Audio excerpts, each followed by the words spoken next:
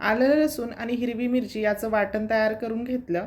आता एका कढईमध्ये अर्धा चमचा तेलात मटार घातले, त्यामध्ये चवीपुरते मीठ घातले व 3 ते 4 मिनटं मीडियम फ्लेमवर छान परतवून घेतले. ते एका ताटात काढून घेऊयात. त्याच कढईत तेल घातले, त्यात मोहरी, जिरे, हिंग, कढीपत्ता घालायचा, कांदा चिरून घातलाय.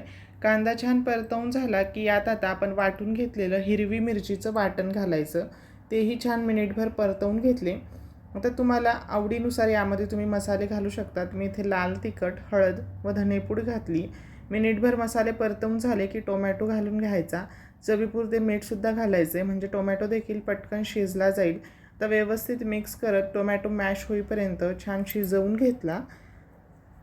यात आता आपण परतवून घेतलेले सर्व वाटाणे टाकून घ्यायचे. व्यवस्थित मिक्स करूयात. आता झाकण ठेवून छान 3 ते 4 मिनटं पाणी न घालता शिजवून घेतले. कोथिंबीर घातली. मस्तच अशी वाटाण्याची उसळ